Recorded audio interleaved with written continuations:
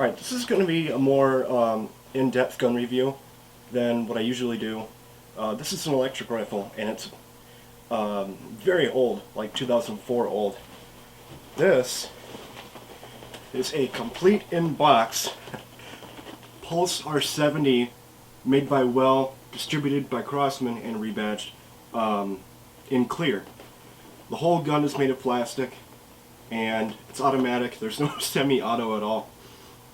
Runs on a, I think a 7.2 volt NiCad, and it comes with some accessories too, like a foregrip, an extendable stock, and a fake scope. I'm sure everybody who's watching this already knows about the fake scope. That's probably the worst part about this gun. But anyway, let's move on to the unboxing.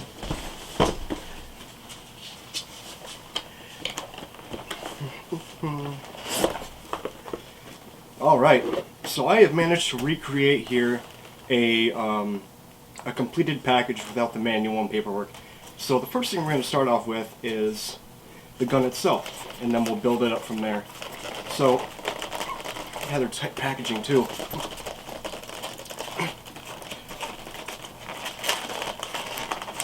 It's a miracle that the box is still holding up at this point, considering how old this gun is, and I mean the styrofoam.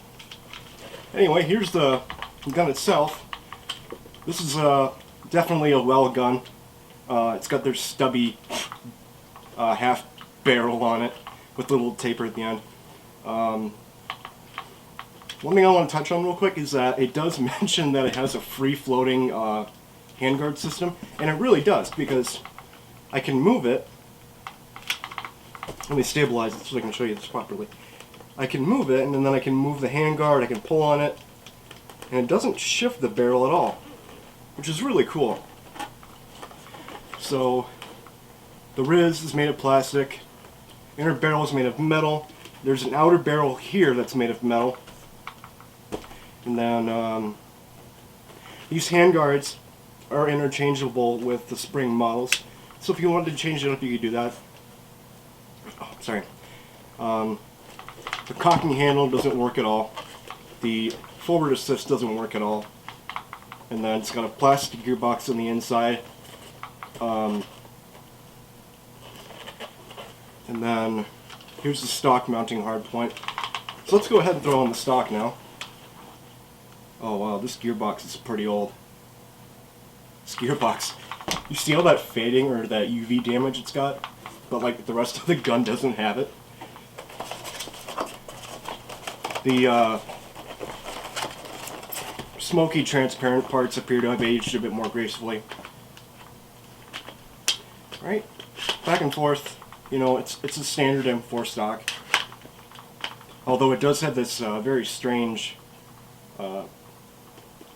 sling mount to the top here, and then it's going at an angle too. It's not like straight like a regular one is. And then I'm not sure if this is mil-spec, but you can take the stock off, like so. And you could probably put a real one on there if you wanted to.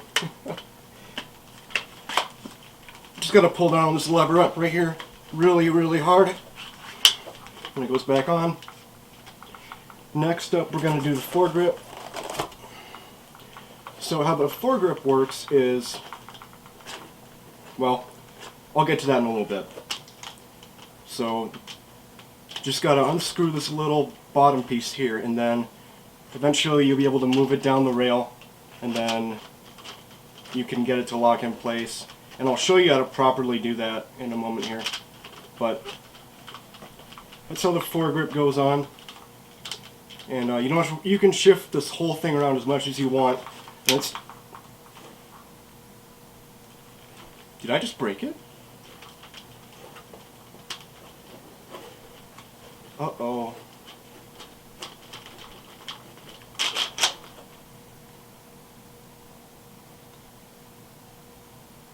There's something horribly wrong with this one. It's like it melted or something on this side. Put that back in the box for now. And then, moving along, I said moving along,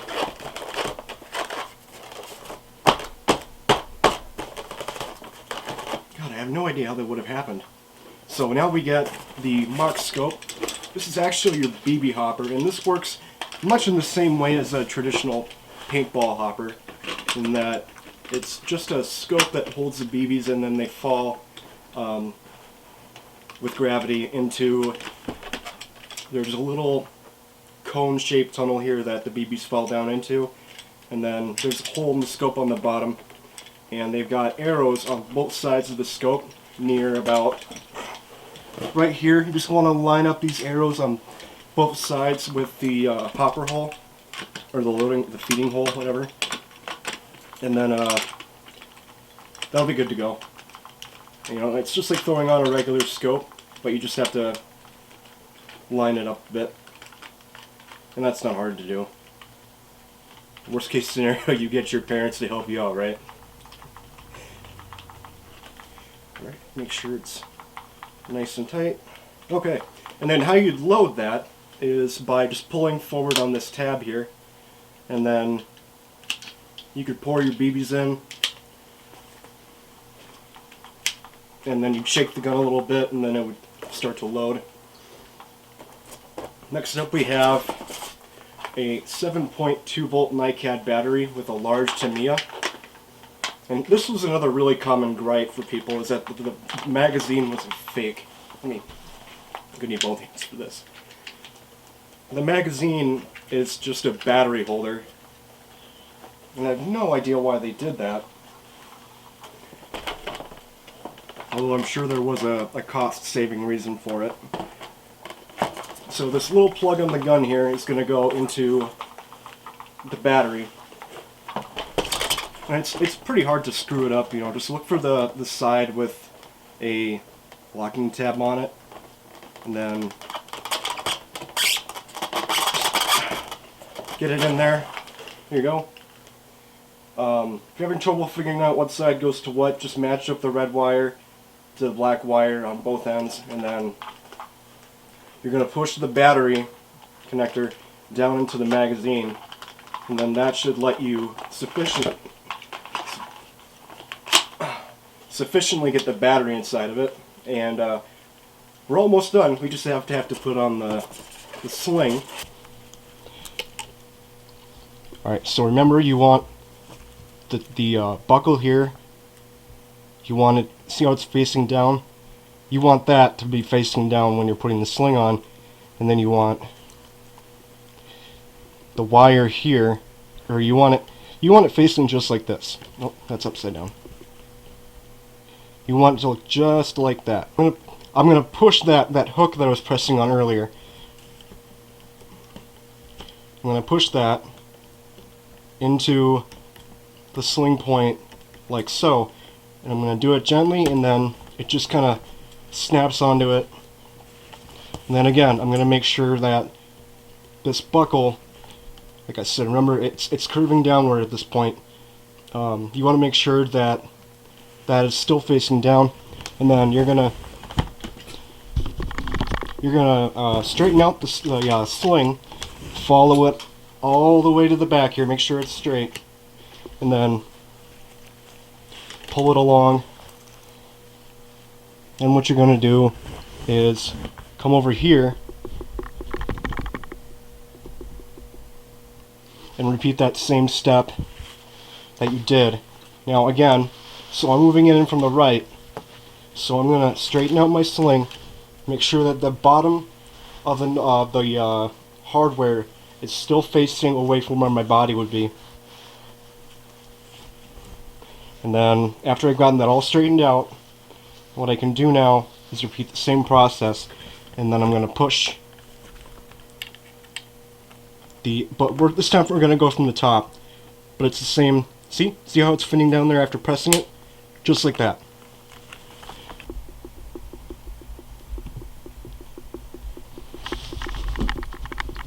See, there's no bends or flips or anything like that, so that's how you do it correctly. Alright, so that's the sling. Alright, now we're going to do the foregrip, and the foregrip's a lot easier. All you have to do is just, there's this knurled bottom piece here at the bottom of the grip. Just turn that to the left. And then once you get it turned to the left a little bit, and then you can put it onto the grip from going in from the top of the rail, or the front of the bottom rail, and then you see how it's got like an opening. I mean, mine's damaged here, but you can see there's like an opening that matches the front of the rail. So what I'm going to do is match up that opening and slide it on. Now, this is why these have holes in them. Let me show you that.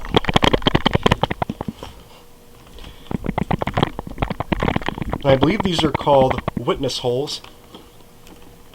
So what I'm going to do is I'm going to put that witness hole, I'm going to look through it, and then you're going to notice that, see how there's these little bumps on the rail here? These slots. So this this grip, let me show you here. Alright, when you push, or when you retighten it, it's going to push, there's going to be this little tab there. You see that? And that little tab has to go in between these slots, and that's what's going to keep it really stable. Alright, so I'm going to move it towards you guys. Alright, so I got one lined up. Almost got it. Right there, yep. So now I'm going to tighten it up right there. And then there's going to be a peg from the foregrip moving up into that spot. Sorry, oh my god. It's such an awkward position right now. Alright, so you can kind of see it. It's taken up about halfway, and that's all it's going to go.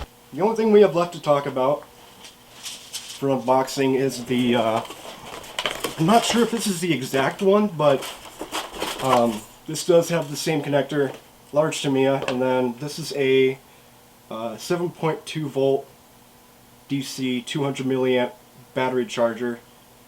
But that sounds about right for this kind of battery. So that's all we're going to do for unboxing for now.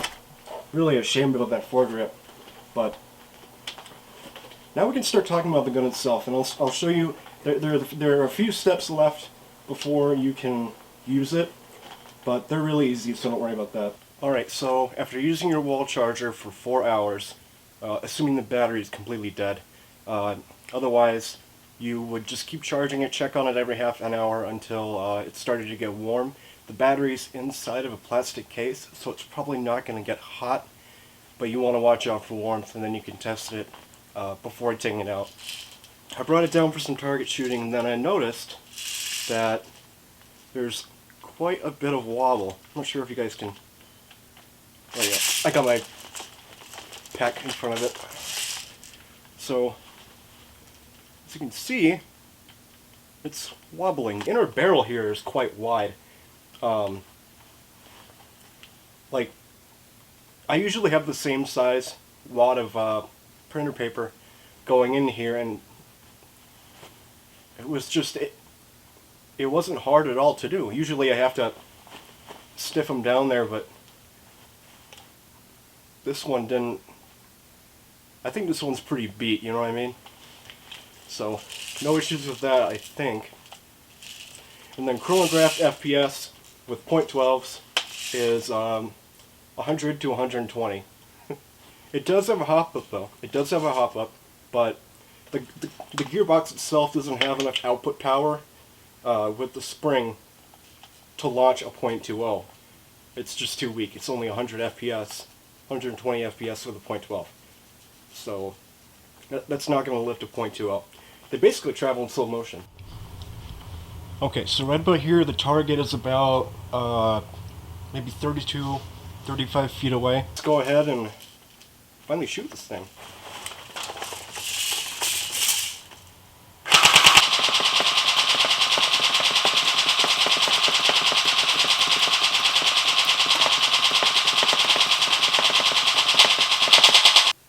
Notice anything about it? It is completely undamaged. Like, I can't tell if these are just like wrinkles or creases or like hit marks. but there's not a single hole in this piece of paper. So how I was aiming was just out of the corner of the gun, on the left of the barrel when I was trying to guide the spray, but looks like I'm not very good at guiding spray, huh? So like I said, there's no semi-auto. And actually there's no semi-auto, and the trigger on mine is actually broken. The trigger spring that pushes it back when you're not holding it anymore is broken. So it just sticks on full auto, but thankfully the safety still works. So that's good. Yeah, so even 35 feet away appears to prove to be challenging for this gun. For the BBs I was using, by the way, these are Flame Colors made in Taiwan orange, .12. And I mean these are pretty good for .12. I mean, not great, but they're better than some of the other ones I've seen. And I like the color. Alright, so here are my final thoughts on the R70. I think it was an important piece of history. Crosman learned from this gun, and they came out with the R73, which was an improved version of this gun. This is clearly a very early stage model for Crosman and Well to have made. By the way, I can't believe I didn't mention it. It's not that heavy, by the way. You know, it's a bit lighter than a regular one, so. But otherwise, I like the cosmetics. It's very nostalgic, and it reminds me of the guns I had back in my my heyday, which was about a decade ago. A decade and 2 years. So, if this was my first electric gun, I would have been happy with this actually. My first airsoft gun was different, but it was a rifle too, and maybe I'll compare that to this one sometime. I actually have one in my basement, so maybe I'll do a video on fixing the trigger sometime. Wouldn't be that hard. Looks like just a few screws, and I got to make sure everything's back into place. But looking at it for what it was, and my other options at the time, and how it performed, the build materials, from the broadest point, I would have given this gun, I would give this gun a 7 out of 10 relative to the time of when I would have bought it, which would be about 12-13 years ago, back in 2005, 2006. And I would have been happy with it. I would have been really happy with it until it broke. So, I like it. I really like it.